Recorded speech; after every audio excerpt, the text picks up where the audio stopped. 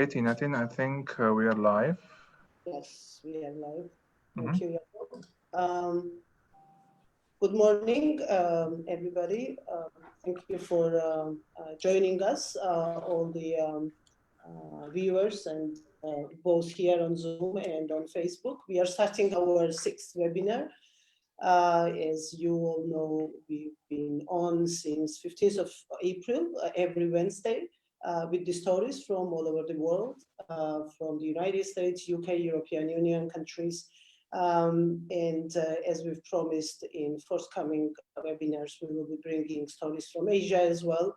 And I'm absolutely delighted to have Ambassador of Turkey to Georgia with us, bringing yet another perspective to our webinars. So just a small announcement, as always, before we will start. The next webinar will be on 27th of May, as we always do on Wednesday at 12 noon. But because, and that will be a little bit different from all the others we've done before that, or we will be doing after that, because it will be in Georgian language and exclusively with the Georgian speakers.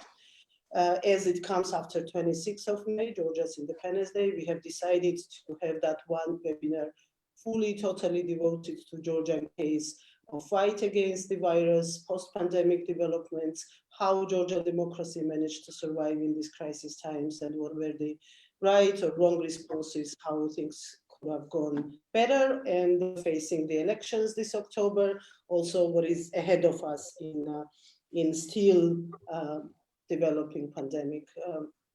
So that will be 27th, and then on 3rd of June, we will have a completely east of Georgia panel with the representatives from India, South Korea, Japan, and we are working with the representative from MENA region as well. So we will bring completely different world view of the pandemic fight during these 3.5 months that we are gone through, and also what is facing ahead of us. Now, before I will introduce the panel, once again, as always, I'm going to ask Peter to say a couple of words in the beginning, as these webinars are only possible with the support of the Friedrich-Naumann Stiftung. Again, thank you for that very much. Yeah, good morning to everybody. Good morning to the panelists, but also to the viewer and listeners. I'm very proud that we can support this series of activities, and I'm very thankful to Tina and her Civic Idea organization that they had the idea to organize such webinars. The topic is liberal views and responses worldwide, and then we come to different regions, and this time we have Europe. So I very warm welcome, of course, Hans von Baalen, the president of ALDE. I think you have been here in 2015 or 16 when we had in that time the Congress of the Liberal International. And that time we also met here in Georgia. And I also like to very warmly welcome Thorsten Herbst, a very old friend. We founded 30 years ago the Liberal Youth Organization in East Germany. So we are very old guys now. We're still young at heart. Yeah, thank you for joining us and having this webinar. I wish you successful and fruitful discussions, and let's hope for the future that liberalism will succeed. Thank you very much. Thank you, Peter. Thank you very much for this opportunity and for joining us. Now, let me briefly introduce the panel to all our viewers, and also ask everybody who is joining us today to send your questions, comments. As always, we will obviously try to read all of them and answer all of those questions and comments. Always, sooner you will send them, sooner you will have a chance to have them answered by our panelists. So as I've already mentioned, we have Her Excellency Ambassador of Turkey to Georgia joining us.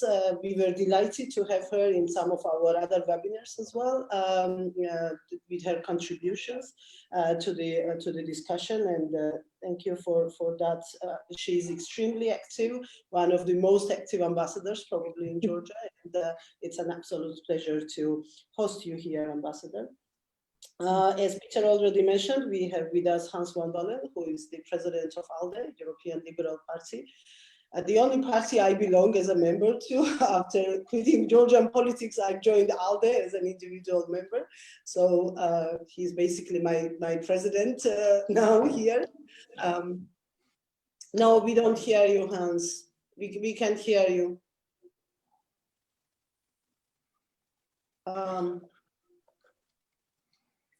We don't have your voice, unfortunately.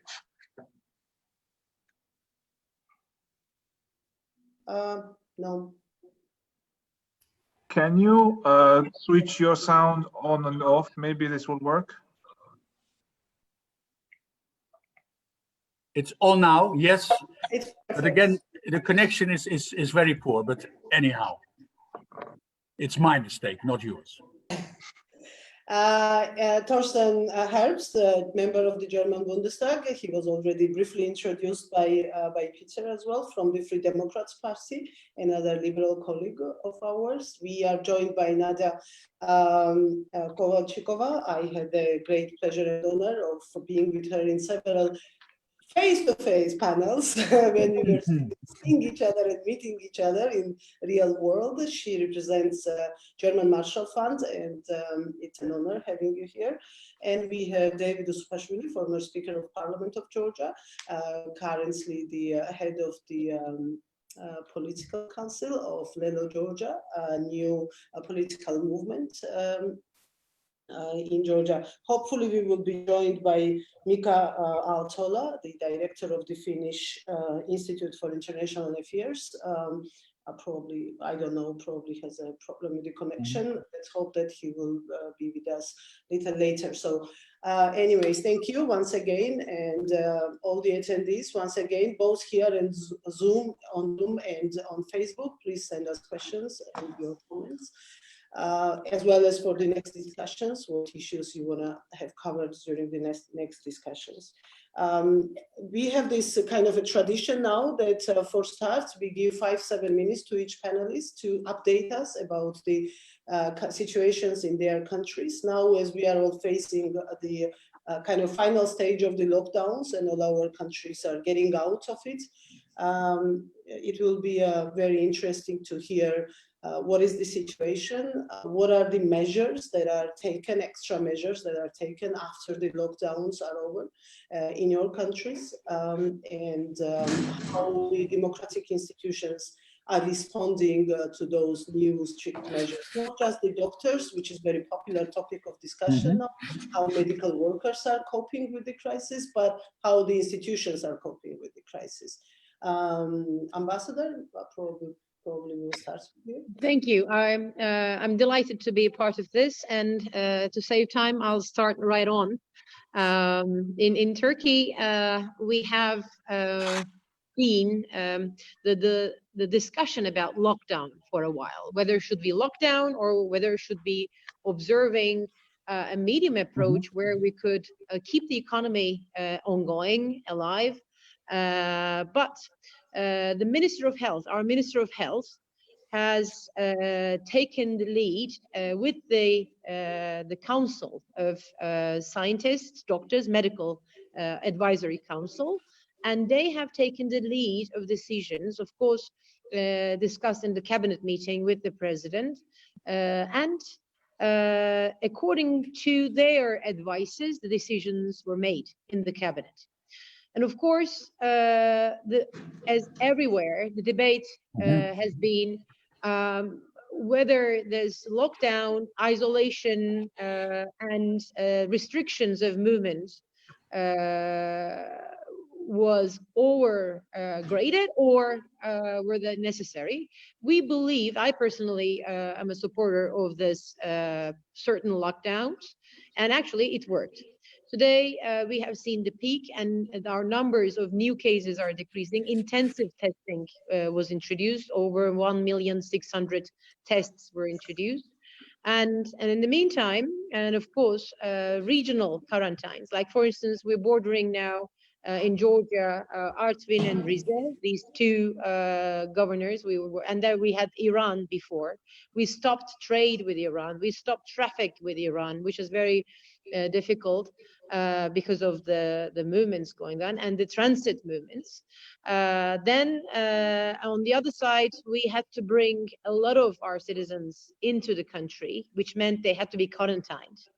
The Turkish Airlines, which is our proud flag carrier, had to stop its flights from many places. And of course, this is something we never lived through. And in addition, we are now in Ramadan. Ramadan means, actually, this is a time when you gather with your friends and do your iftars, when you have your prayer houses full. We had to close down the prayer houses, Friday prayers. Of course, there was a reaction, but this decision was made and it was kept. And now, for instance, we are discussing this, when will be the mosques be open now? But they were closed down in a very early stage. And this Ramadan, we had to go through without iftars, without the prayers after iftars. And Bayram is starting on Sunday, which is the 4 days that we should be all traveling, and everybody's on the lockdown. People over 65, people younger than 20, they are under lockdown. And of course, it is social stress. And plus, this is not happening in a vacuum. Of course, there is in every country the critical views about how these measures are brought and what these measures are finding. And there are always the conspiracy theorists, by the way. I mean, we heard about all that 5G and whether this is a biological warfare and what the government is doing.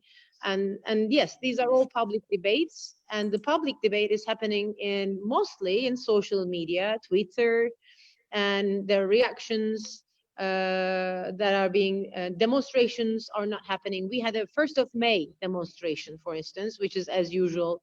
It is the Labor Day. It had to be restricted again. So yes, we were in a lockdown, and yes, there were debates how we did this. But today, now we are gradually opening up the factories. In Istanbul, for instance, the factories did not close. The white collar started working at home, but the blue collar had to go to work. And how did we take the blue collar safety, the workers' labor safety, and sort of democratization of health? On the other hand, we found out that actually we did something right in the past 15 years in investing our healthcare system. It turned out that our citizens were able to receive medical help in an egalitarian way. It's not like who had the money had the service.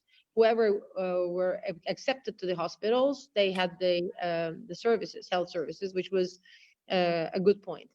And of course, we saw where we lack and where we have to develop better.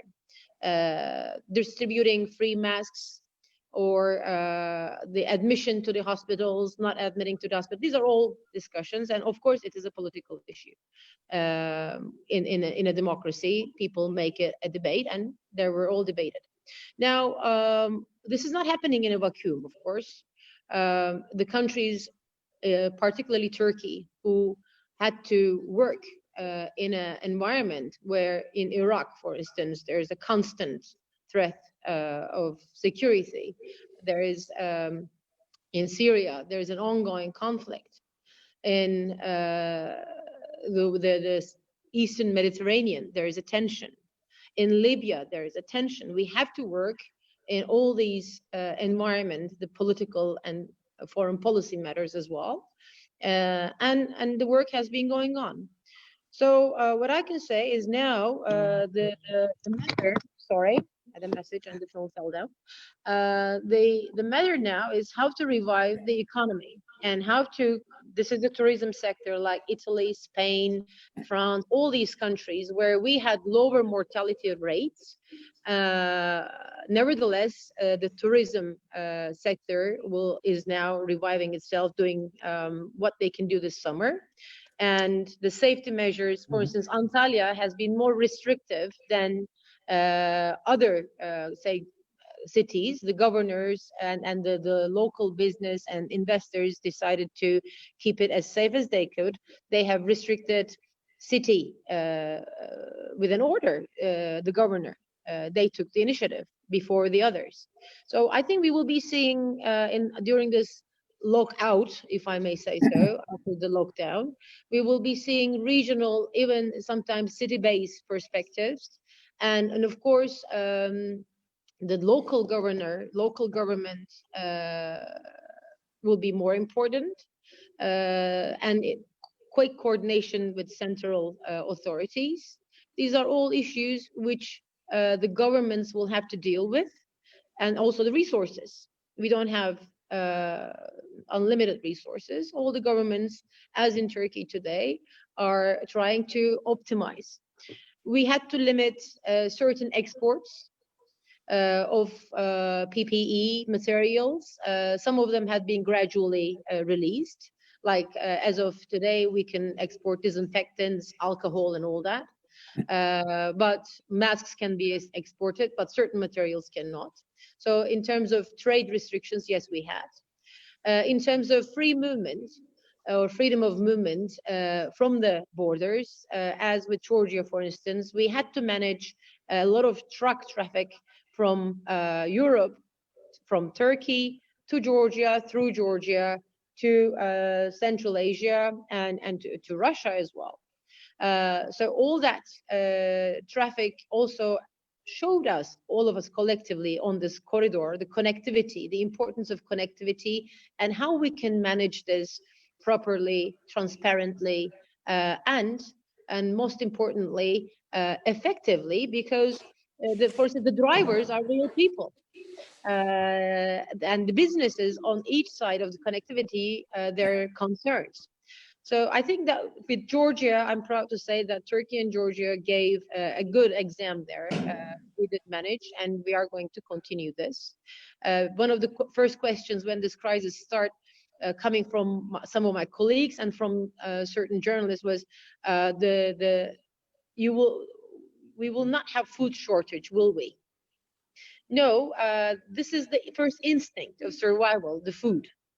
So the certain safety and security measures in terms of keeping human security were provided by the government. So that was good. Now it's the economic issues. We will have to look out in a way that the businessmen can come, travel, and provide testing facilities, provide health insurance, provide tourism sector with the incentives, new niche markets, and in the meantime, keep this crisis over, because there will be a second wave, as we're told by the experts. And so we can't just open up and push the brakes again. We'll have to do a sustainable opening up the policies. And Ankara is working on it. The cities are working on it. Most importantly, the business, the grassroots society is working on it. And in Turkey, we have seen the drivers of many steps, sometimes too strict, and then it was laxed down, is coming from the business itself. Like in everywhere else, the restaurant business is pushing. I mean, the beauty salons is pushing. So, and we are all pushing that too. And of course, this is a challenge. And in Turkey, I think we are living very similar challenges like elsewhere, and our responses will be very similar too. So I think I've already reached the time limit, and I hope I was successful in doing a beginning, an introduction.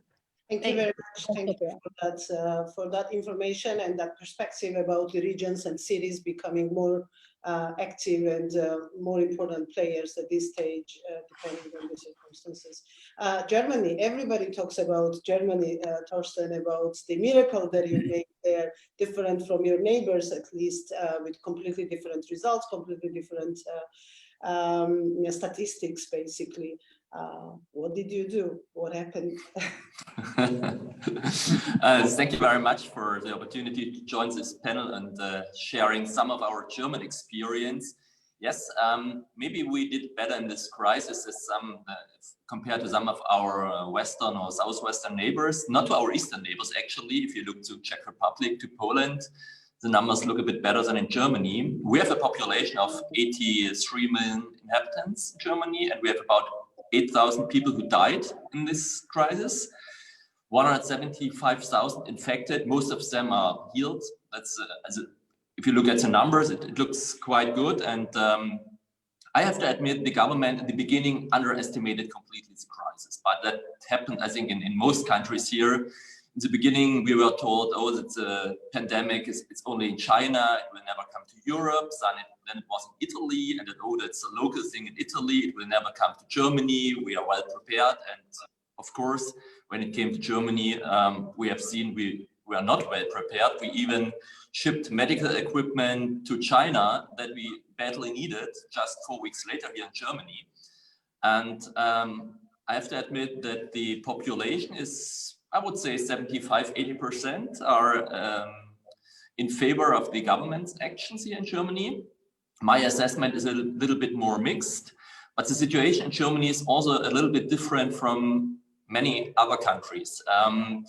When you fight a pandemic in Germany, the legal jurisdiction is not on the national level. So for the most of the measures to fight and contain the pandemic, the 16 federal states are responsible. That is sometimes a little bit difficult because you can imagine the discussion, why do we have this measure in our state and just 40 kilometers away? It's a different measure. So there's a discussion, but it makes it possible to look into the regional situation. And that was very difficult. The spread in Germany started, I think, mostly with people who went for ski holidays to Austria, got infected there and took the infection to Germany. And most skiers are coming from the state of Bavaria, state of Baden-Württemberg, state of North Rhine-Westphalia, only a few from the northern states of Germany. And so we have, if you look at the numbers, we have a huge problem in the south of Germany and also in the densely populated areas in North Rhine-Westphalia. Then we had some super spread events, carnival festivals, beer festivals in Bavaria, and that created a difficult situation in some regions. Our entire healthcare system, I mean, we managed it quite well, I would say. We had never a problem with our intensive care units. We have more than most of our neighboring states. So in Germany, we had never the Italian situation, but we were afraid of having it because in the beginning, we didn't know what happens and we didn't know what are the numbers. So the situation right now is the first restrictions now are lifted. So we can go to a restaurant, we can go to shops. The number of guests is limited. That's clear. And in some states also schools opened partly, childcare, day childcare opened, but we have some restrictions still. For instance, nursing homes. I have a grandma, she's 104, I cannot visit her. That's really a problem. It's now for weeks. The older people that they have no possibility with personal contact from families. For most Germans, it's important that on Saturday our football league started again, but without spectators. It's a ghost matches, and we have a lot of contact restrictions. I mean, if I want to meet friends, I can do it, but we are recommended to meet only people from 2 different households. And for instance, if you have a, let's say you have a birthday family event, this is not recommended in Germany. And also if you have a, an event where you have a concert or something like this, this is also not possible. What we see right now are some protests against the shutdown or preventive measures. It's a very mixed crowd. On one hand, angry people, owners of businesses who are afraid to lose their business existence. On the other hand, there are also people who believe in, conspiracy theories, and also there are some right-wing people who want to join this movement. Fake news is, of course, an issue. People claiming that Bill Gates has invented the pandemic. What we see, and that's, I mean, I think we feel it in most countries, it's the impact on our economy. We expect a drop in our GDP of about 7%. So it's even more than in the crisis, which was the financial crisis in 2009. And we have right now 10 million people who applied for, we have a special scheme for employees, short-term work compensation, meaning as a company, if you have less to do for your employees, you can reduce wage and working hours. And for the reduction, you get partly a compensation by the state, by public money. And that's 10 million. It's quite a lot compared to the German workforce. And of course, we have financial consequences for the national level. For the first time, we have a budget deficit again. We avoided it for the last couple of years, and in financial terms, Germany was very healthy. But now it looks a little bit more, challenging for us. What else? We have a discussion in Germany, as in many countries, on the speed of opening up society businesses. And of course, there is a lot of criticism on the restriction of fundamental constitutional rights. As a parliamentarian, I only decided once on the state of the emergency state of the pandemic. And then it was up to, especially to the state governments and the state cabinets, to take decisions. So the state parliaments were not asked, we were not asked, so to the restriction on fundamental rights. I mean, something which is in our constitution is decided only on cabinet level, and that's one of the criticism we believe is absolutely plausible from many perspectives. That if you reduce fundamental rights, or if you limit fundamental rights, then it's a decision that has to be taken by the parliament. And there's also no coherent strategy on opening up. I mean, in the beginning, only small shops were allowed to open, but huge hardware stores, they could also open. And then what's the difference? And the scientific base, the government was referring to that it changed within 2 weeks. So it's a lot of uncertainty. And apart from Germany, I think I'm a little bit concerned about the European perspective. I mean, I think Hans will say a lot of on the European perspective, but for Germany as a country and being a member of the European Union, it's not easy, because I think we have a serious stress test for the cohesion of the European Union when it comes to financial aid and financial assistance for other countries. We have the comeback of the Eurobond discussion, and I hope very much that this discussion is not splitting Europe or deepens also the conflicts we already had before. And speaking of Germany, I think we should also have helped Italy in the beginning. I didn't understand why we cannot send our army medical units to, for instance, to Bergamo or to Milano, when we have seen that they have a problem with the healthcare system. I mean, we have a lot of resources, and we had a lot of capacities and still have. So I think that was not good in a European spirit, that we didn't help Italy, and we looked that China was sending to Italy. I think that doesn't help to foster the idea of the European Union. That's maybe a little overview from the German point of view. We will be definitely coming back to that portion of what you said at the end about the aid or united platform of the European Union. Actually, we put it as a main topic of our today's discussion, whether there are 27 different policies or united European fronts. But let's hear a couple of more views from other countries, and then we will jump into discussion about that. Hans, being not only Dutch, but also president of the whole European Liberal Party, how does it look from your perspective? Well, first of all, the situation in Netherlands, but also we were all reading in the news a little bit of a outcry about the Dutch Prime Minister's discussion with the voters about supporting the South, and that also played its role in this whole discussion about no one voice in the European Union and fragmentation of the European Union. So how does it look from... Thank you very much, Tinatin and all friends here. For me, it's a little bit difficult because as ALDE party president, I speak for all the member parties and not for one country or one member party. But I take away the head of president of the European Liberals and just look at the Dutch situation. And then I come to the European situation, if I may. First of all, in the Netherlands, we have decided not to rule by decree. Parliament is functioning. The press is functioning. The government is a coalition government. My party, VVD, is the leading party with the Prime Minister Mark Rutte, but also another Liberal party, D66, is in the government, the EPP party, CDA, so that is, let me say, the Dutch CDU, and a Christian Social Party. And we have to rely also in the Senate on the opposition. So this is a typical Dutch polder situation, but it seems to work.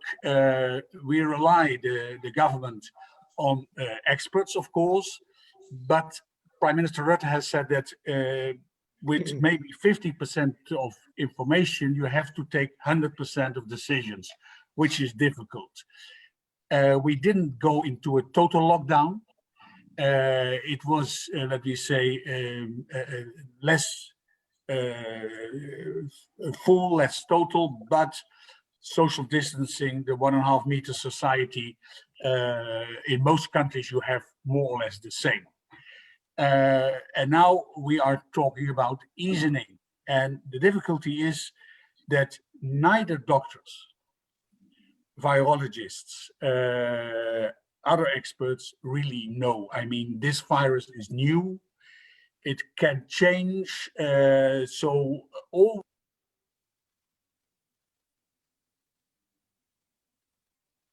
Hans, we've lost your voice.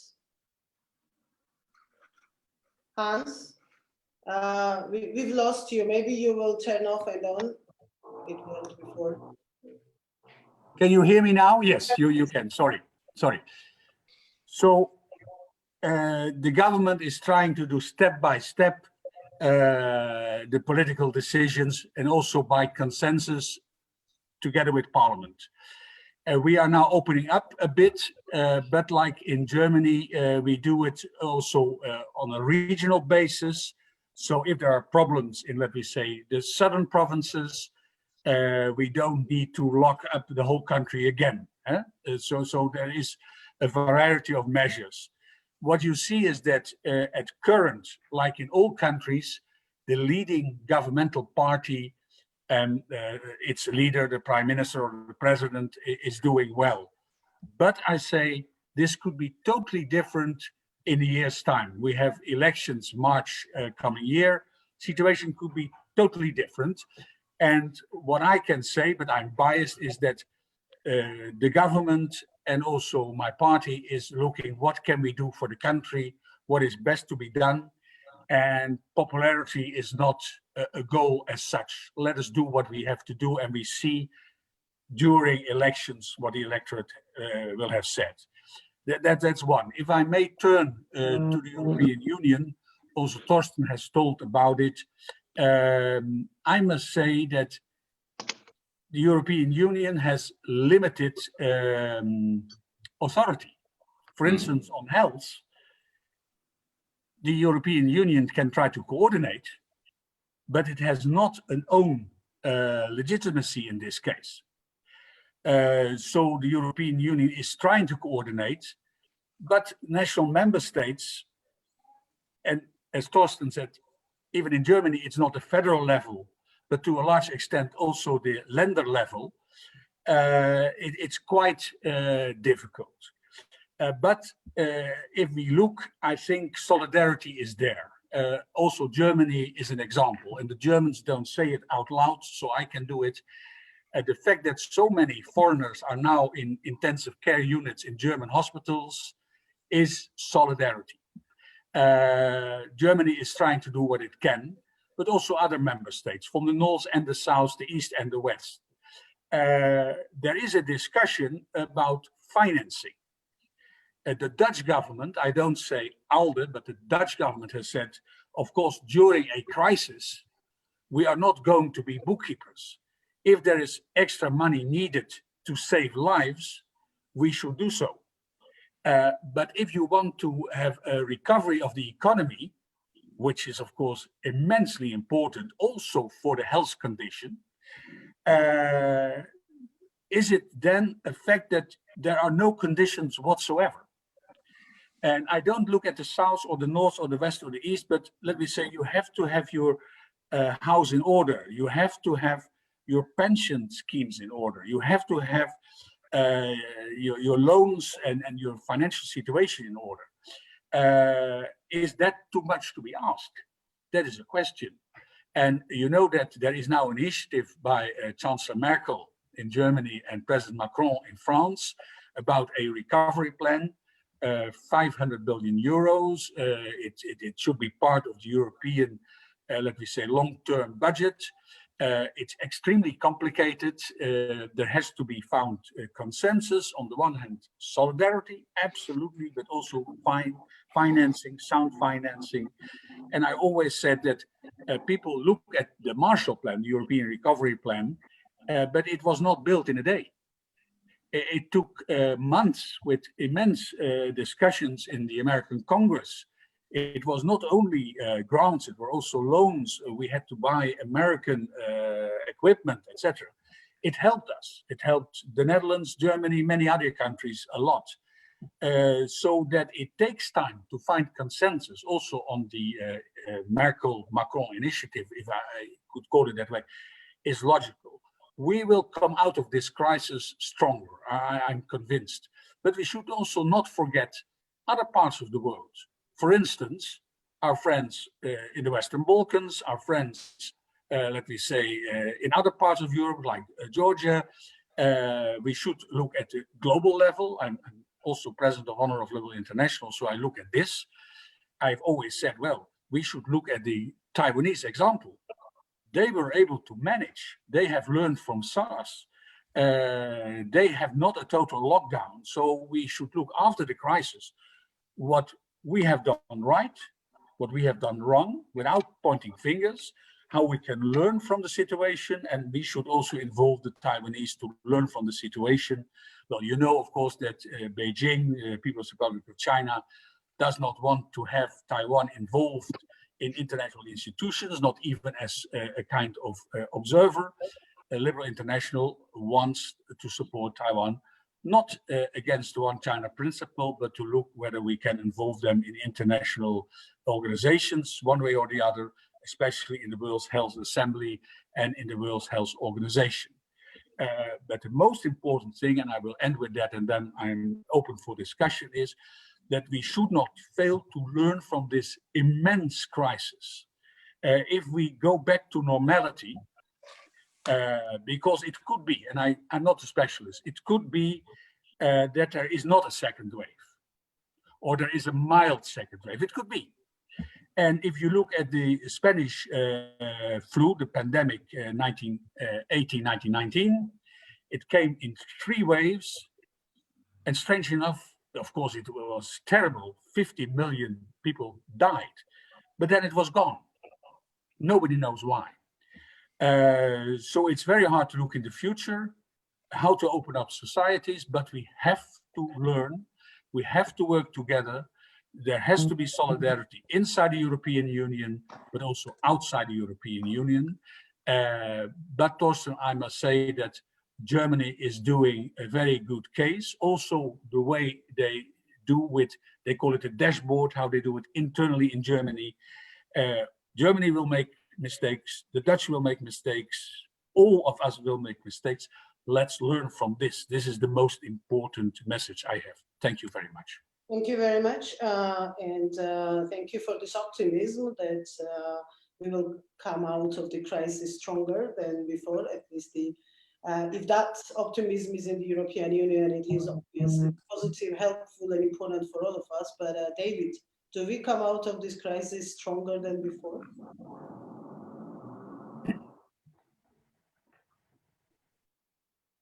David, can you hear me? You have microphone muted. Unmute the microphone. Okay, now you hear me? Yes. Thank you very much, everybody, who organized this meeting and enabled me to see some familiar faces, which I have not seen so many years. And it was very interesting to hear the experience of our colleagues from Europe. Surprisingly, a representative of Georgia can be very proud in this kind of discussion if we analyze the results of the fight against the virus per se.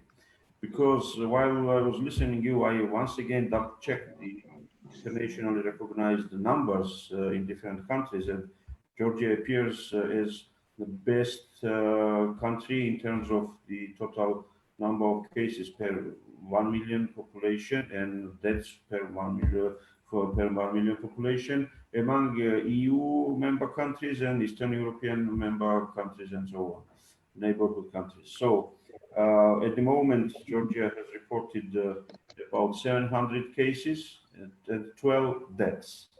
This is something which makes all of us happy, and especially makes government very proud. And the aspect which Hans touched upon, how the governments can be gaining in short run during this fight against the COVID is best demonstrated in Georgia. But I'll come back to this issue. Well, the country has these results because of two important factors, the good results. First, Georgia used to have very good professionals in this field and a very good network since the Soviet times. And in recent years, very technologically advanced facilities, some biological lab or whatever that's how they call it, was built in Georgia after the help of the United States, and we call it Lugar Lab after Senator Lugar name. And it seemed that we were well prepared to analyze what's the situation, to predict the directions where this virus could hit, and to test quickly, to have results quickly, and to catch the sources of this infection spread and so on. And until now, those people who are in top of this network are performing in a very wise manner, very effective manner. And I will not go in details of discussion. The quick tests should be more or less or so, but they somehow choose good strategy, how to test, where to test, and how to respond. The second reason why we were better than many others in the world was that government acted very quickly and followed the instructions or directions of these medical health professionals very quickly. So, for example, Georgia was first country which closed the airspace and canceled almost all flights among the countries in the region. For example, in this very key issue, Armenia was about for 2 weeks later, and one of the major reasons why they have 10 times more cases than Georgia, while their population is less, was the people who came from Italy, and the main clusters were developed from those travelers. So these are kind of positive things, and the government was very quick to introduce kind of sharp measures, because the state of emergency was announced about 2 months ago. Since then, we are completely locked after 9 p.m. until 6 a.m. Everything is closed other than the police and so on. The public transportation is closed during these 2 months. Private transport was also kind of prohibited for about a week or so when we were approaching the peak, and we were just walking. And big cities were closed, and there was no entry or leaving the city for about 3 weeks. Well, obviously the shops and so on, everything was closed other than medical facilities and food markets and so on. So these measures introduced by the government had quite strong support from the opposition as well. For example, our organization, Lello, was the first political organization which made public statement and urged the government to prepare country for emergency rules. It was back at the end of February. So first month of these measures went quite well, and people were kind of united and so on. However, as time passed, the problems emerged. For example, we were calling for emergency rule, and the government did the steps, and the president applied to the parliament for announcing the emergency rules. But the issue has touched about how to govern the country through emergency decrees or through ordinary parliamentary decisions and so on. Georgia chose the worst possible way, because our constitution says that during emergency rules, through the presidential decrees, the rights could be kind of shrinked or some restrictions imposed, but with the condition that all those things are approved by the parliament. But the parliament chose the easier way, and they wrote in the very first decree that they are giving the right to the prime minister to introduce those restrictions. So they delegated the power on imposing restrictions on constitutional rights to the prime minister and the government, instead of having I don't know, the power reserved for the parliament in the parliament house. That led to the situation when the parliament just stopped work. For 1 month and a half, they just were doing nothing. And the government was legislating. And even president was not involved, because the decree stipulated that restrictions could be imposed by the government decisions. So the huge power, not only on the COVID-related matters, but in much broader issues, was concentrated in the hands of the prime minister.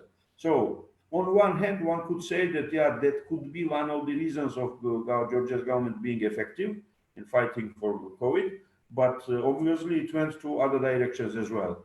And as time went, we are discovering some decisions about granting licenses to some companies or some environmental permissions for some mining industries and so on, which has nothing to do with the COVID, but yeah, the government used this for different purposes. The government was very late to introduce a social package for support, and it's just now, a week ago, they started some first payments to those who lost the jobs. But that could be explained with the reality that Georgia is not a wealthy country, and yeah, we need to find this money from somewhere. Economic package for recovery is very broad and very pure developed, and that's one of the most alarming issue, how Georgia is going to emerge from this situation, because very little was done to prepare the segments of economy for working in the conditions of coronavirus being around, and that's a big problem which we will come probably very soon. Well, of course, we did have some strange restrictions which people did not get why it is there, but since the result is good, those restrictions were kind of swallowed. For example, you can travel with your car, but you can have only 2 passengers on the back seats and not more. So lots of families who had just 2 small children had to be locked somewhere, because even a 2-month-old child could not be carried by a mother as a third passenger in the car.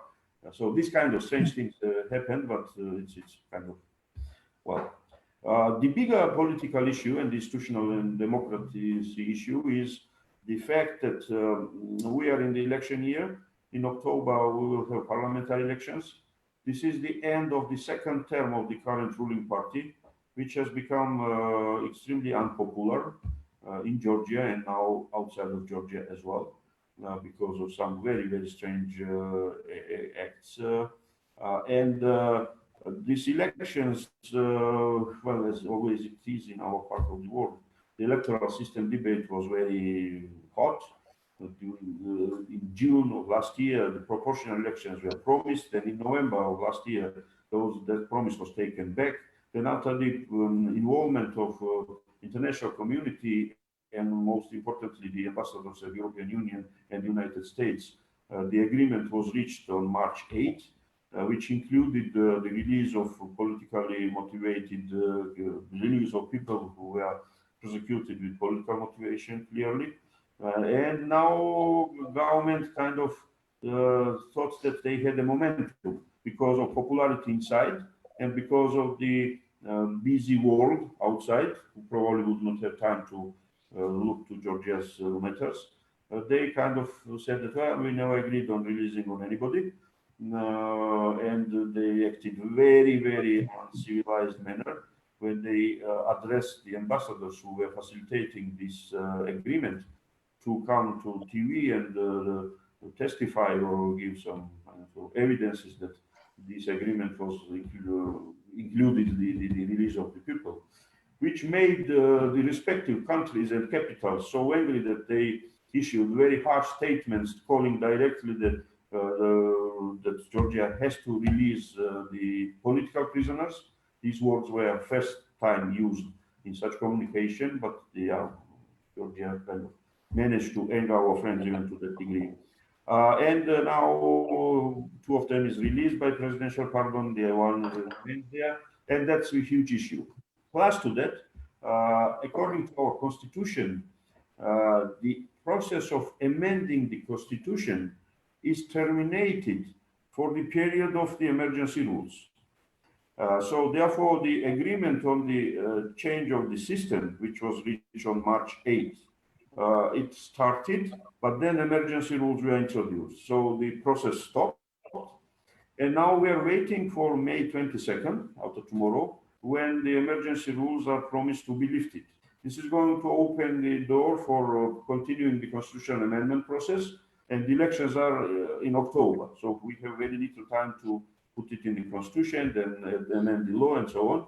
And that's kind of additional pressure on the country or on the government and so on. Yeah, as everybody and listened already as well, we are in huge uncertainty because we know that some countries have to postpone their elections.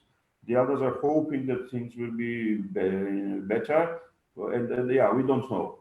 And it's hugely important for Georgia because these elections are going to be another apocalypse elections, as it happens in our country in every 8 years in average, because the government is extremely unpopular and disoriented and dysfunctional, and change is necessary.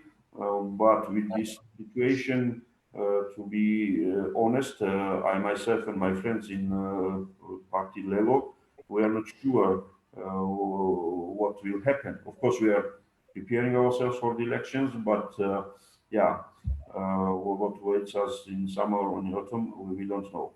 And the last thing about the international cooperation and so on, yeah, we have good news from Brussels and from Washington as well for some financial aid and assistance, which is not going to be enough, of course. And then, unfortunately, our government is not positioned well enough vis-a-vis the international community and the friends to do the work right now, even in best possible cooperation with Georgia and obviously neighbors and so on. Well, yeah, we were calling to the government. We need to be active with Ankara and think about some mutual measures about trade or I don't know, doing some things together, because we are small, but we are neighbor, and how we are going to cope with this reality. About several 100,000 of Georgians are living in Russia, and now they want to come back because not only the virus is hitting Russia, but the economic hardship as well. And so we are going to have this kind of democratic issues as well. People coming back who left Georgia for seeking the jobs. So the pressure is going to be going high, and yeah, the government is not doing enough to prepare country for that. They are more busy with this kind of maneuvering on political issues like electoral system and so on, which worries us a lot. So probably that's all I could say in the introduction. Thank you, David. And now, Nadia, you represent not necessarily one particular country right now, although of course you come from a particular country, but GMF. And let's move to our main topic of our discussion this morning. I have a subscription to Newsweek, and this morning the very first article that came was from your colleagues about the effects of COVID-19 on European Union and Chinese influence on it, together with the Russian influence and all the disinformation campaigns that are going on around the COVID-19. It was a very insightful, very interesting article, basically talking about three main goals those disinformation campaigns are serving. That is to portray China or Russia, in our case, we would say, as an altruistic partner, to divide Europe, by having an individual dialogue with concrete European Union states rather than with the EU altogether as such, and to repair the image of those countries, being China and Russia, in the eyes of the citizens of the European Union. The article was very clear about the main ultimate goal of this whole action, to divide not only the European Union, but also to split the transatlantic unity. So my question here is, how does it look from Brussels? Is there one united Brussels voice that we all hear today, or is it out there that we are going to hear tomorrow, the days to come, the weeks to come? Because we also all witnessed this big public outcry about the reports in the European Union on disinformation activities of China that apparently was threatened because of the pressure from the Chinese authorities. What to expect in coming months and weeks? How do we go with the unity? Because this is probably the most important worry if something happens with that unity for countries like us, not only the European Union countries themselves, but also for all hopeful members of this world. Thank you, Tinatin, and it was very interesting to hear all the views from different countries and the responses to COVID-19. As for your question, what to expect, what's happening in Brussels, what's the impact of Chinese or Russian influence in information space? So as you rightly pointed out, we have been tracking different tactics of both China as well as Russia and their state media accounts or government accounts over different platforms. They have been very active, much more active on Twitter, for example. The Chinese official government accounts, diplomatic accounts, have by several 100% increased their activity on Twitter since last year, since the March 2019 Hong Kong's protests, where there was a lot of activity already, and now it increased 3- or 4-fold since then. What we have seen is changes of their approach a little bit, so by China, which is becoming more similar to Russian style of communication, which is a bit more aggressive than it used to be. China used to promote a lot of positive images, trying to elevate their profile, have a good positive international image that would also reflect back to their domestic audiences. But we have noticed during the COVID-19 pandemic, their narratives have become much more assertive and have become very active in this information space through these government accounts. So a lot of this has been monitored and tracked by our tools, our analysts, and also others. And I think the European Union, especially the External Action Service, who has the EU versus Disinfo website portal that is also tracking all kinds of narratives, especially from Kremlin, they have seen this increased activity also by China. And they have been publishing special reports on that. And I think one of the concerns that you mentioned is to ensure that all the facts that are gathered and that are analyzed are well reflected in these reports independently of any pressure.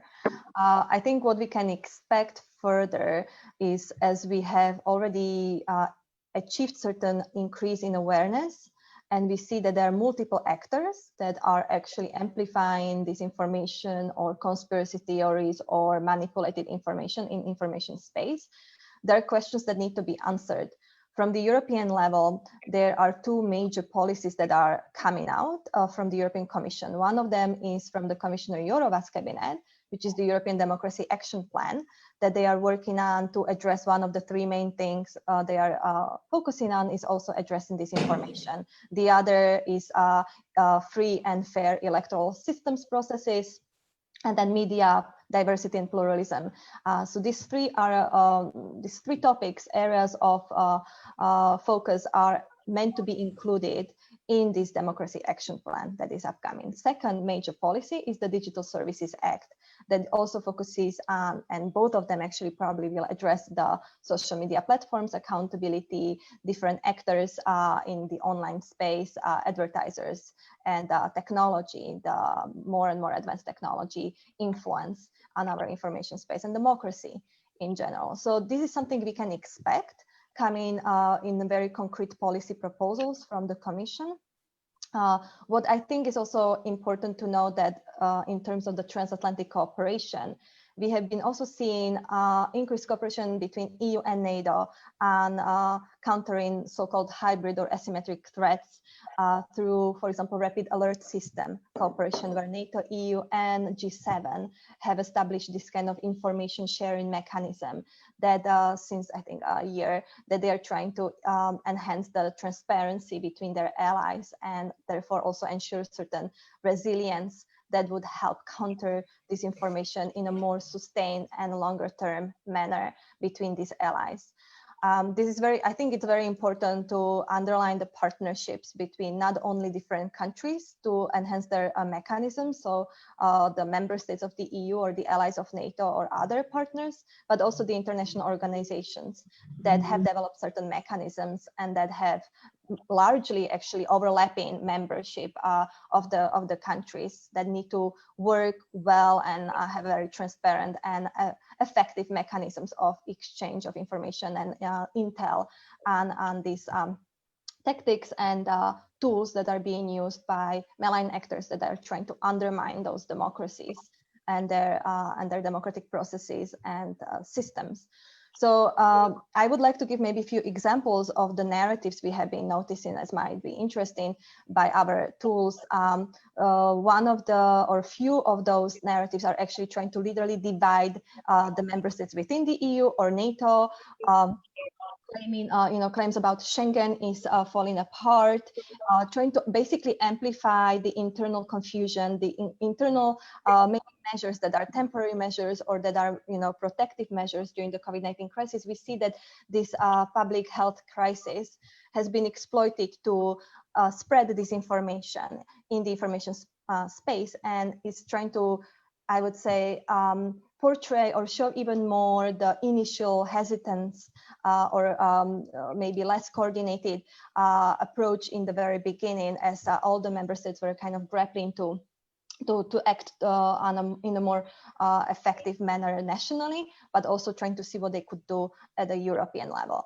Also, there has been disinformation against NATO, against their operations. NATO has been quite active as well in countering COVID-19, in using their mechanisms to actually transport medical supplies or different equipment to different member states. And we saw, for example, Netherlands supporting another country, Italy, Germany. So through these mechanisms that NATO actually has, different allies have been supporting other allies. But one of the ways to actually proactively prevent these disinformation messages and narratives being working on our citizens and our society is actually having also this very factual, accurate, regular, systematic messaging from the authoritative sources, and align those messages, have them in a way coordinated across different communication channels. I mentioned in one of my recent articles another trend that I noticed during the crisis is transnational cross-media engagement, where you see that, let's say, prime ministers of certain countries or Ursula von der Leyen from the Commission are speaking in the national public spaces of the other countries, where usually there would be a void which would be filled by the malign actors who would try to divide countries between themselves. So the fact that some authoritative sources or experts, health experts, and the national representatives actually have the space to speak with Le Monde or at the prime time at different TV channels in other member states have brought up different sense of European public sphere that we have not really seen strongly before. And this is a little bit a new phenomenon that I am also interested to observe further and see how it could be potentially effective against or countering disinformation during the times of crisis, especially when the accurate and authoritative and regular messaging is even more important to mitigate the effects of uncertainty and the confusion that people feel and face in the times of crisis. Maybe the last point that I would like to mention that what we see and what we can expect further is maybe more tough messaging on ensuring democratic values, that the crisis, regardless of the crisis that we are facing, and there have been crises and there will be more crises, and we cannot be prepared for every crisis. We have to learn, as several speakers mentioned today, we have to learn from the crisis, from the experience we have had across different countries, across different organizations.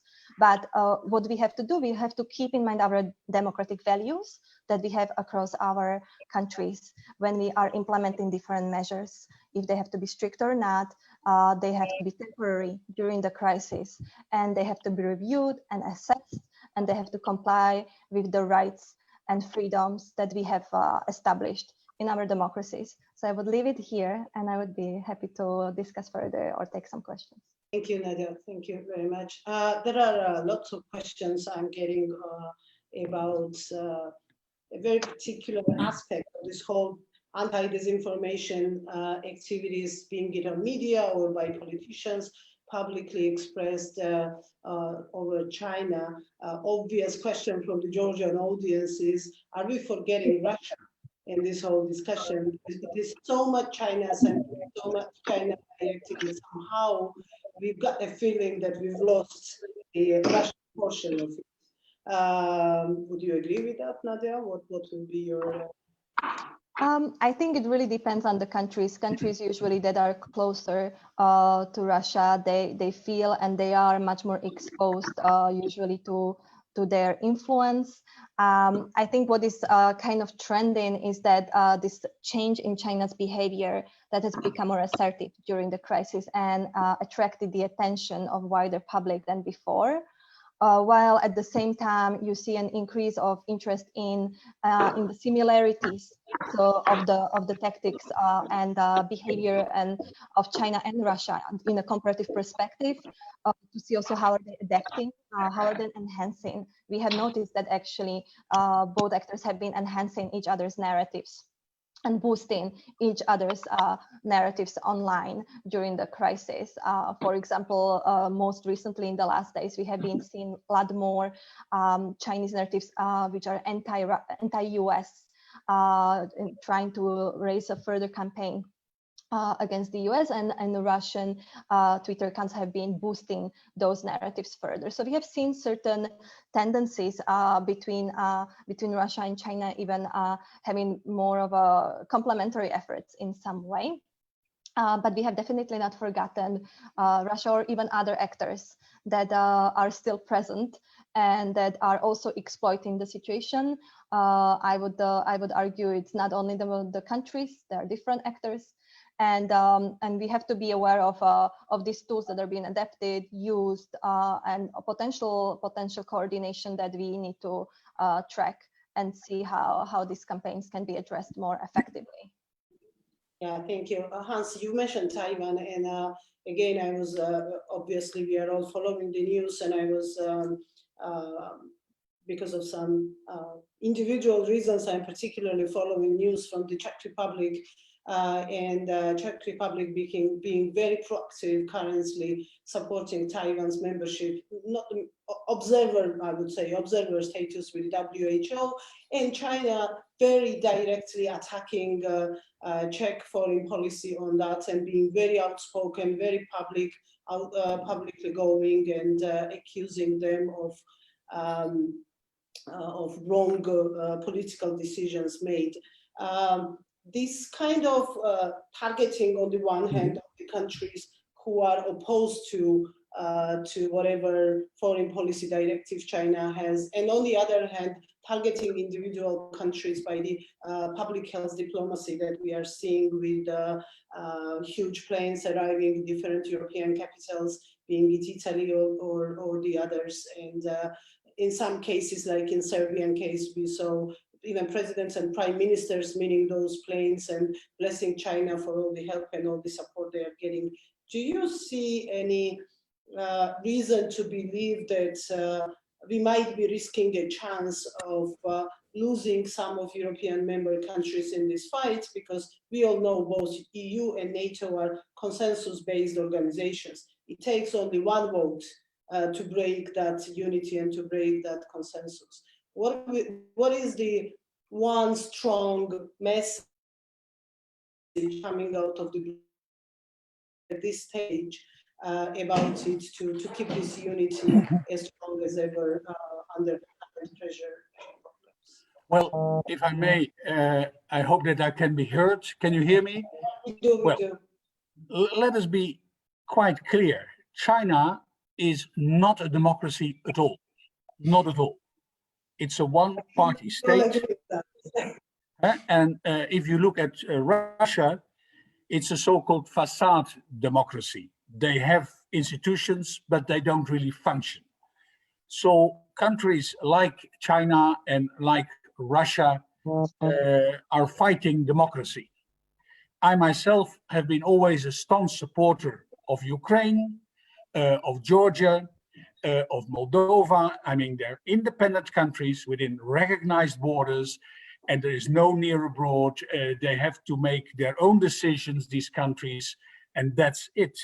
And you see that you're attacked, your party is attacked, etc.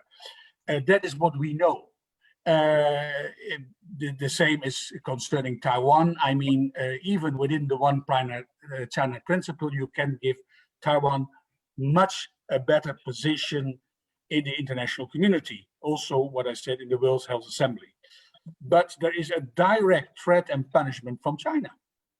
And therefore, I think that the real democracies, like the EU member states and the EU as such and the United States should work together.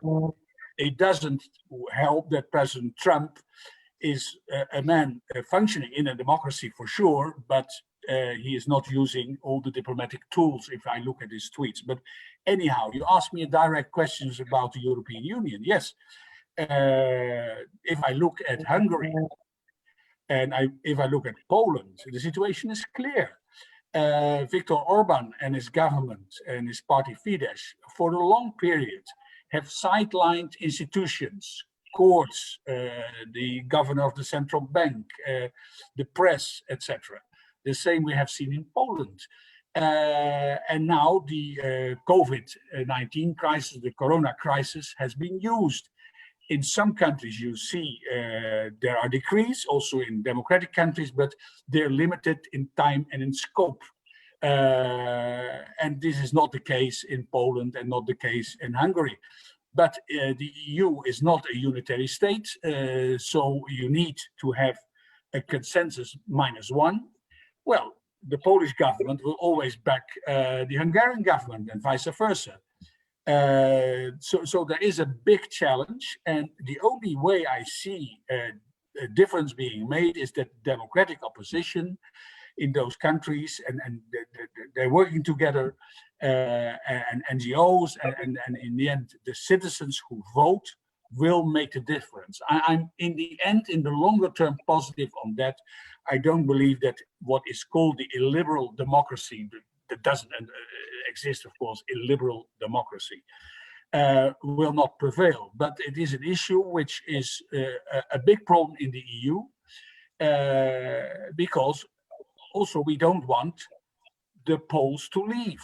We don't want to expel the Poles, even if it will be possible. The same with Hungarians. We don't want the countries in the Western Balkans, and surely also not in your region and your country, that there is not a European perspective or a transatlantic perspective, but there is only Russia and China. And many of you have also talked about diplomacy of face masks, etc. It seems to be effective, but not in the long way. In the long way, people want to decide themselves. So in the long run, I'm positive, but it is a problem for the EU and also outside the EU, for sure. Thank you, Hans. What will be your take on also remembering the German court's very controversial decision that took us all by surprise? How does the European unity of the European Union look from Berlin? Do you ask it for me?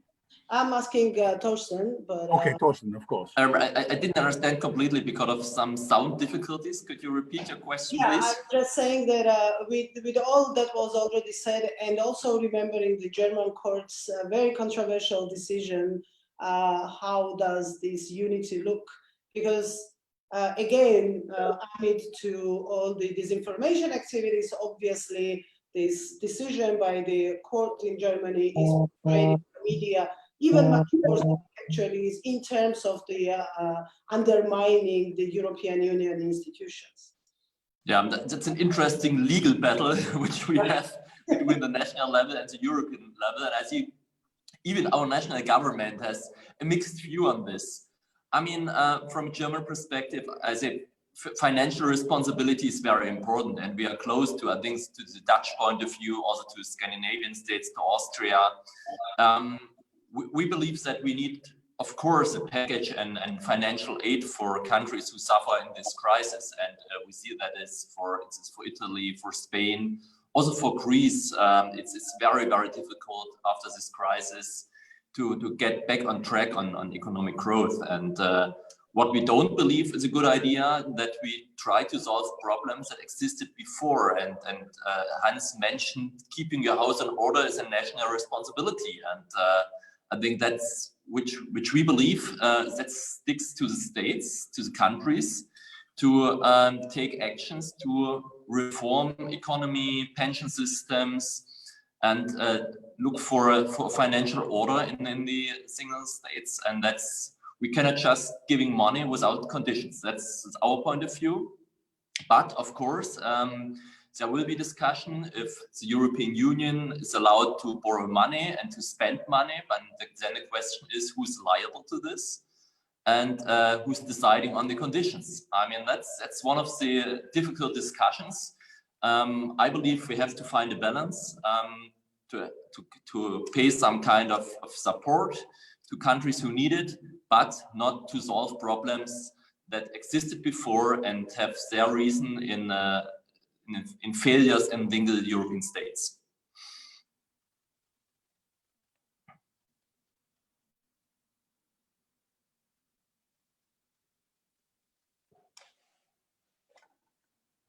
Sorry, yes, I think you can hear me now. Before we end this discussion, and thank you all for your input, I'll go back to Tbilisi. How does European Union look from countries who are not in? And Ambassador, your position is particularly interesting, being NATO member, but not the EU member. Do you see any difference in that? Do you see any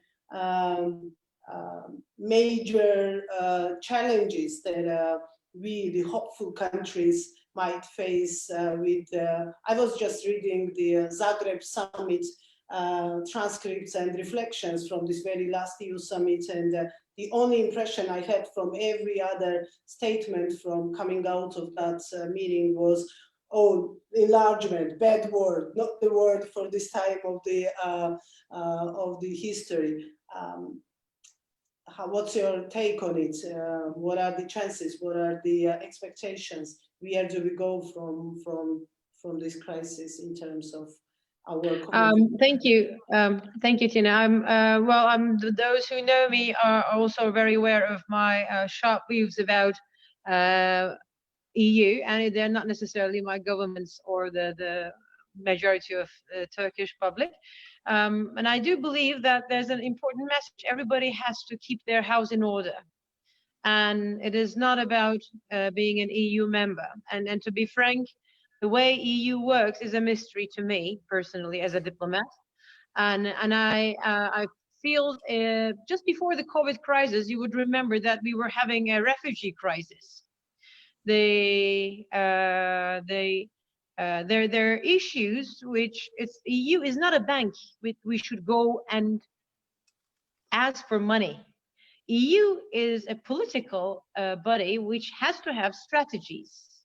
If you ask me, they have to have a strategy in the Middle East. They have to have a strategy in the Caucasus, the Black Sea. And there was a reference to Western Balkans.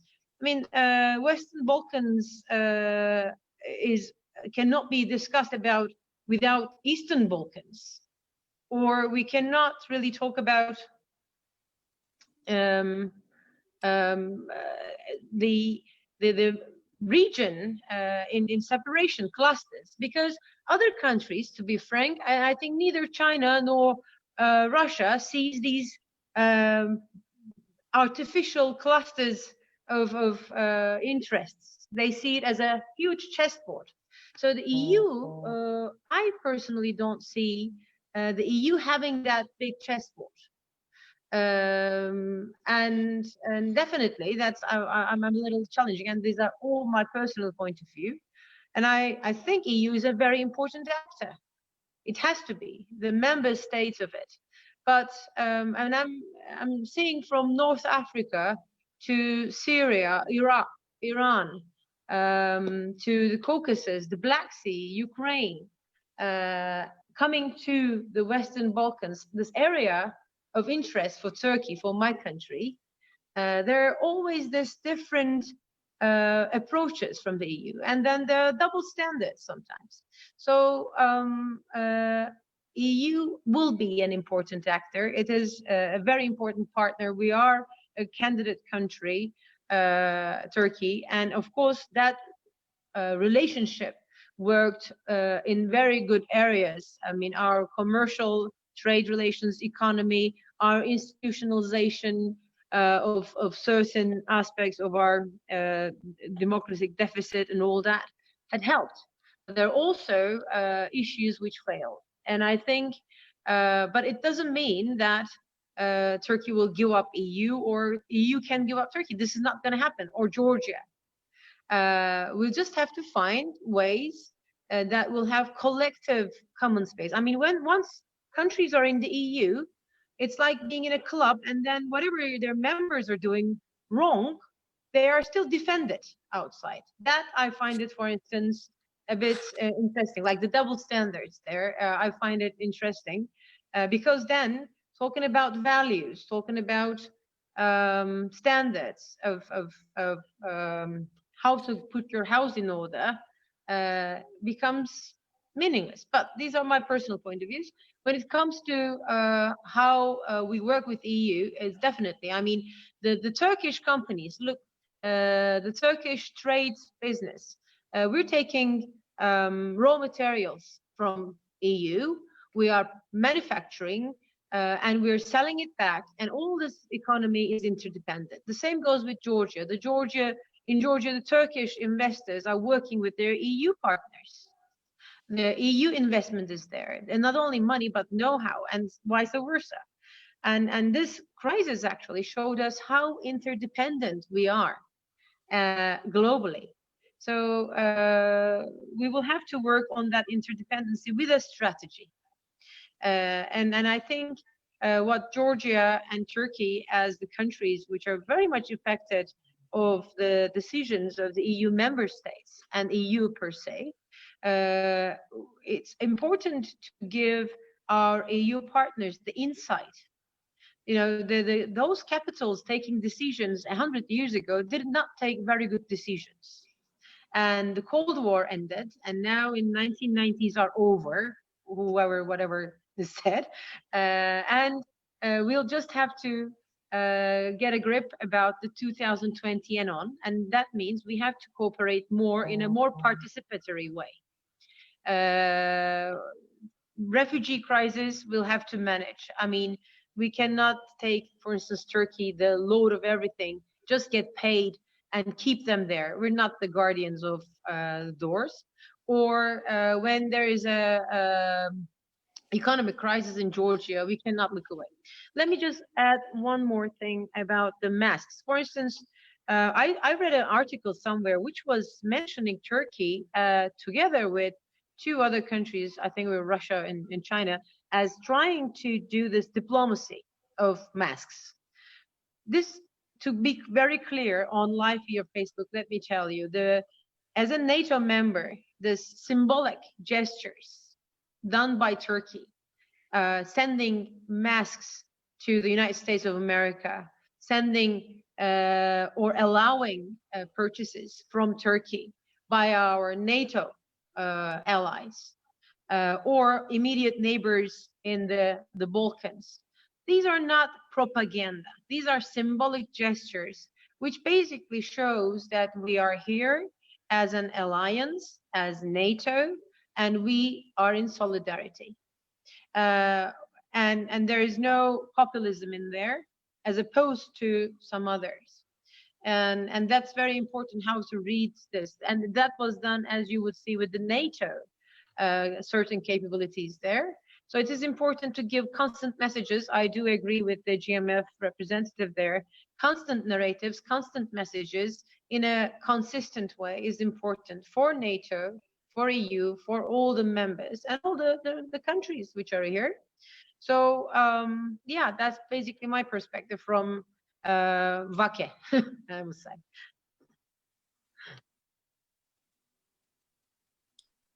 Thank you, Ambassador. And David, I have a feeling that now as never before, we have a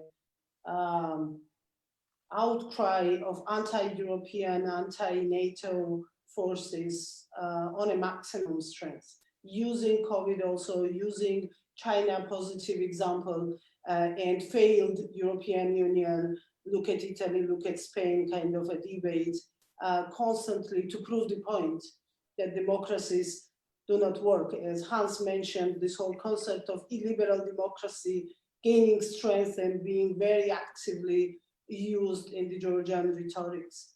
How do you see developments in post-COVID world? What are the chances for those voices to be even stronger and being represented in government, in parliament, even more than they are right now? Or do we have a chance with this European transatlantic unity with Turkey on our shoulder to, well, actually somebody was saying it's not a shoulder to shoulder anymore, it's 1.5 meter to 1.5 meter now, but with this support and strongly standing together with all our partners, we can still win over those populist voices and have and be back on the European track, European Georgia's track. Well, of course, now everybody's mind is occupied with this impact of this COVID on the world and in every aspect and so on. But analysis must be started from the pre-COVID situation, where we were and what were already some clear trends and how they are affected. Because, for example, about the perspective of Georgia's integration to European Union or NATO, just about 3-4 months ago, before COVID, we could already state that there was a kind of period of kind of stagnation, because none of the sides were clear what would come next. From our side, Georgia was too passive to demonstrate to the people the benefits of the association agreement with the European Union, and basically for public kind of mind of public consumption, just the visa liberalization component of this integration became clear. Yeah, people could travel more freely. That's a huge thing. However, those people who went to Europe, obviously they did not found their what they were looking for, some immediate some jobs or some, and so settling there and so on. And many of them came back. And the other aspects of association agreement, the free trade and cooperation on business level, and even cooperation with the closest countries which are located on the other side of the Black Sea was delayed, and therefore kind of frustration is evident and was evident. Plus to that, before China's propaganda, in Georgian case, I would still place Russia's propaganda as #1 threat, and their advanced technology and the methods of propaganda is very evident, and there are ways of channels of influence.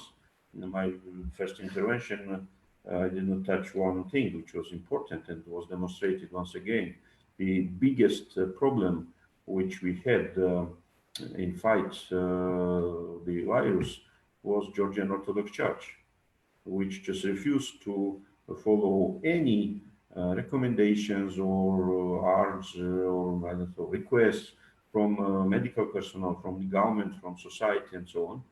And they just refused to change anything, basically, in their day-to-day practice, with the exception of some particular priests who introduced new rules in their churches. But overall, the government was just forced to shut down all kind of car travel in Georgia immediately before and after Easter days, just because church would refuse to do that. And they found the way to compete even the Russian church, that they were #1 real followers of Jesus and so on. And then why I'm touching this issue, because this propaganda about anti-Western sentiments in Georgians' minds, of course, is there and was there. So now, what will be after COVID? Yeah, situation is going to be more difficult, because the jobs are lost and social security feelings are lower, and as problems are getting, people are getting more problems, and they are not getting it from the friends, and how they would get. It's a different question.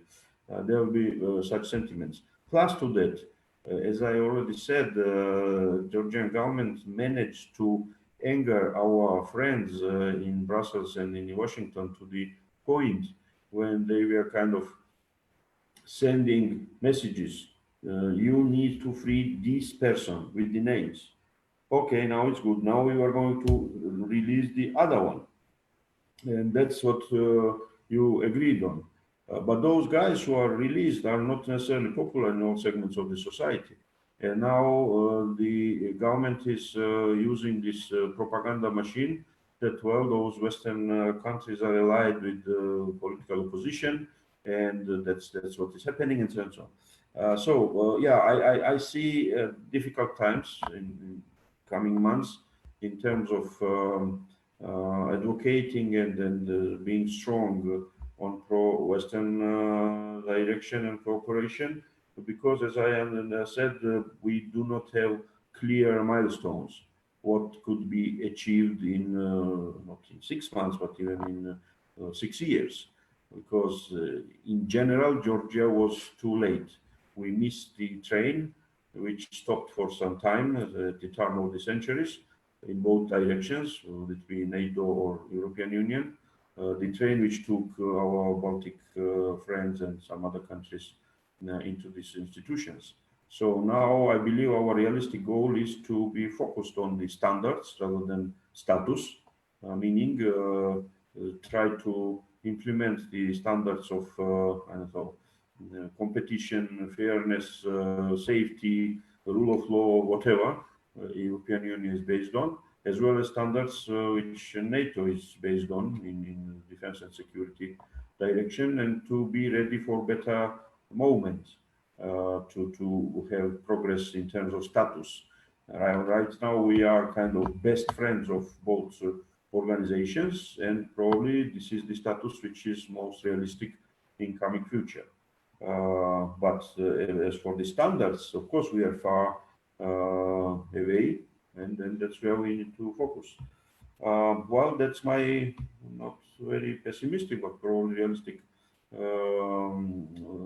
vision of the immediate future, what we have. And one thing, it's very important to use this common problem and common threat for uniting some forces, to involving even these kind of small countries as Georgia in finding the ways how to coexist with coronavirus. For example, educational entities in the most advanced and wealthy countries and in Georgia face these similar problems. So these are the things where we could now put our educational systems on the same level in terms of technology. I mean, this distance learning and so on, in which Georgian educational system could be kind of part of the attempts to introduce these novelties in the educational system. And the same could be said in other areas where kind of restaurant business. Restaurants have problems which are very similar. You need to be kind of distanced. So what I mean is that Georgia, which was far behind in the standards, now could find itself to be on the almost same level when we are talking about living together with the coronavirus. So this could be new avenues of cooperation and tying the industries and the technologies and so on, which could offset the deficit we have in other areas of integration and cooperation. Thank you, David. I cannot agree more that in this kind of times, we kind of feel similar to big nations, wealthier nations, stronger nations, because the virus pandemics do not recognize the sizes. They do not recognize the citizenships. They go regardless of all those social, economic, cultural boundaries, fight everybody, defeat or win over everybody. Yeah, it is an opportunity for us. We want to see it as an opportunity for us in a way to work together with our partners all over the world. And as we've managed to prove the case of being pretty successful from the point of public health care, and you've already mentioned the numbers, with very low numbers, with very positive statistics. We've kind of set an example that you can have a successful fight and win over the crisis. Hopefully it will stay like that till the very end of it. I believe that we can find our niche in today's difficult times for being more attractive. Many people, many experts are telling us, find your way, find your niche, as Ambassador was saying, clean your household first of all, and show to prove the case that you are valuable partner and you're a useful partner as well. Don't only ask, but also give. And I think these are the times exactly when we can show that we can give examples, we can show examples, we can share experiences, and hopefully the government together with the whole society in Georgia are ready for that challenge. Thank you all very much for having time and being part of this discussion. And once again, we will be back on 27th of May with another, this time Georgian language discussion with the Georgian politicians on board, talking about the challenges of our state. And on 3rd of June, with the participants from east of Georgia. What I forgot to mention in the beginning, we will have a Vice President of Liberal International also joining us with the experiences from all over the world. Thank you and goodbye this time. Bye-bye. Thank you very much. Bye-bye. Take care. Bye-bye, friends. Bye. Thank you. Thank you for participating and wish you success. Thank you. Bye. Have a nice day. Bye. Yeah, you too. Bye. Thank you.